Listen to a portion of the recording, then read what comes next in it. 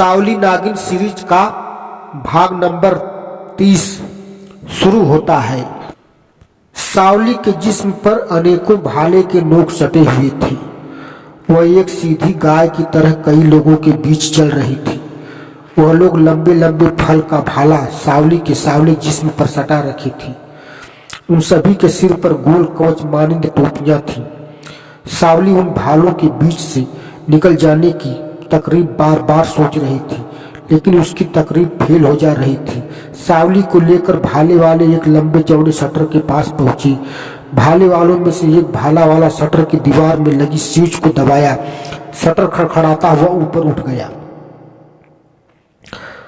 अंदर लंबी चौड़ी घाटी थी और चारों तरफ दीवार की तरफ पहाड़। ऊपर से चाँद की रोशनी घाटी में उजाला फैला रखी थी।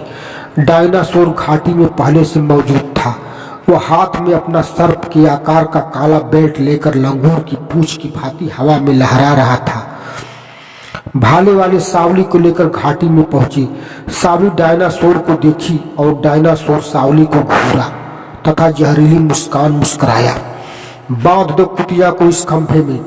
डायनासोर घाटी में गड़े एक स्तंभ की तरफ इशारा करके बोला। पता नहीं है अपने आप को क्या समझ रही थी हरामजादी। सभी भाले वाले सावली को खंभे में लगाकर एक सन की मोटी रस्सी से बांध दिए। रस्सी काफी लंबी थी। भाले का नोक अंगीठे पर खूब गर्म कर दे भाली।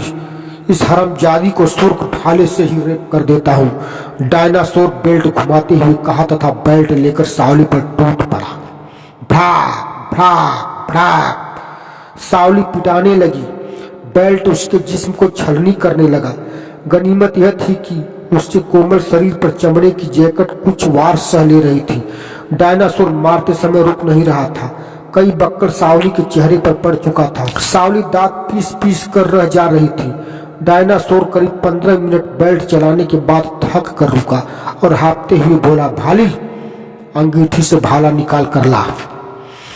तभी दहकती हुई अंगीठी से भाली भाला उठाकर ले आया।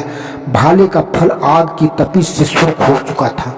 डायनासोर बेल्ट कंधे पर टांग कर भाले का लठ अपने हाथ में पकड़ लिया और सावली से बोला, अब बोल रहे हरामजादी, तू तो अब अंतिम सांस लेने जा रही है।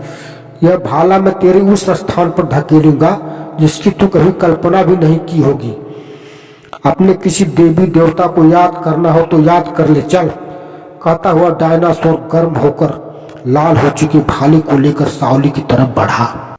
भाले का सुर्ख फल देखकर सावली की रूह तक कांप उठी। वह समझ गई कि बस आज मेरा अंतिम दिन आ गया, लेकिन वह हिम्मत नहीं हारी। खबरदार, कोई अपनी अपनी जगह से हिला तो भून कर रख दूंगा। तभी यह कड़ाकेदार आवाज अचानक शटर गेट की तरफ से आई। वह सावली को लेकर सभी का ध्यान उसकी तरफ बटा। वह कुंवर था। कुंवर गन हाथों में लेकर अंदर प्रवेश कर गया तथा एक हाथ से गन लेकर दूसरे हाथ से सावली का बंधन खोल दिया। डायनासोर के हाथ का भाला कुंवर को देखते ही हाथ से छूटकर नीचे गिर चुका था। दरअसल कुंवर का रौब ही इस वक्त कुछ अजीब सा था। वह देखने में कोई जख्मी नाग प्रतीत हो रहा था। वेरी गुड कुंवर, ऐन मौके पर पहुंचे हो। सावली बंधन मुक्त होते ही बोली और फिर किसी मादा चीते की मानिंद ही डायनासोर पर टूट पड़ी। डायनासोर पर अपने हाथ पैर का बरसात करने लगी। वह डायनासोर को मारते वक्त उसका हाथ पांव इलेक्ट्रिक मशीन बन चुका था। डायनासोर जमीन पर लुढ़क गया। सावली का पैर उसके जिस्म पर 10 मिनट तक चलता ही रह गया। ठहरो सावली, तभी कुंवर बोल पड़ा, इस मुर्दे पर अब एनर्जी खत्म करने की जरूरत नहीं है। सावली के पांव रुके। वह डायनासोर को देखी। डायनासोर सचमुच मुर्दा बन चुका था। फिर ताड़ ताड़ रेत तड़ सावली कुंवर से गन झपट ली और वहां खड़े सभी भाले वालों को एक साथ भून कर रख दी तथा खाली हो चुकी गन उन्हीं की लाशों के ऊपर उछाल दी। चलो कुंवर, यहाँ से निकल चलते हैं। सावली बाएं हाथ से इशारा करके हाँफते हुए बोली। दोनों शटर गेट की तरफ बढ़े। तभी खड़खड़ाता हुआ शटर बाहर से बंद हो गया। सावली कुंवर घाटी में कैद होकर एक दूसरे का मुख देखने लगी। सावली रिवॉल्वर निकालने की निस्बत से हाथ पॉकेट की तरफ बढ़ाई, लेकिन लाचार होकर रह गई, इसलिए कि उसका रिवॉल्वर सुरंग में ही भाले वाले टटोल लिए थे। वह एक गुप्त पॉकेट में हाथ डाली उस पॉकेट के कैप्सूल बम सलामत थे।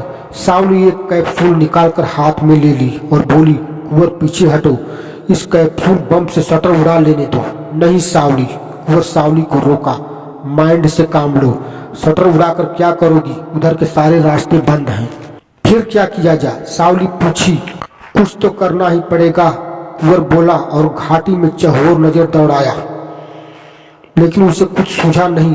तभी अचानक उसकी नजर एक सन की रस्सी के सिरे पर पड़ी। जिस रस्सी से सावली बांधी गई थी, उस रस्सी के सिर पर घुमावदार कांटे बंधे हुए थे। कुंवर सावली को समझते देर नहीं लगी। वे समझ चुके थे कि यह दीवार टाइप पहाड़ पर चढ़ने के लिए रस्सी में कांटा बंधा हुआ है। कुछ पल दोनों आपस में राय मशवरा किए। फिर कुंवर रस्सी द्वारा पहाड़ पर चढ़कर निकल जाने के मकसद से तथा ऊपर कांटा फंसा देने के लिए रस्सी हाथ में घुमाकर फंसाने लगा। कुंवर रस्सी कांटा घुमाकर फेंका ऊपर। कुंवर का निशाना सदा एवं अचूक था। कांटा एक ही बार में ऊपर एक पेड़ की डाल में जा फंसा। दोनों रस्सी द्वारा ऊपर चढ़ने लगे। सावली ऊपर थी, कुंवर उसके नीचे। 10 मिनट परिश्रम के पश्चात दोनों घाटी के ऊपर आए।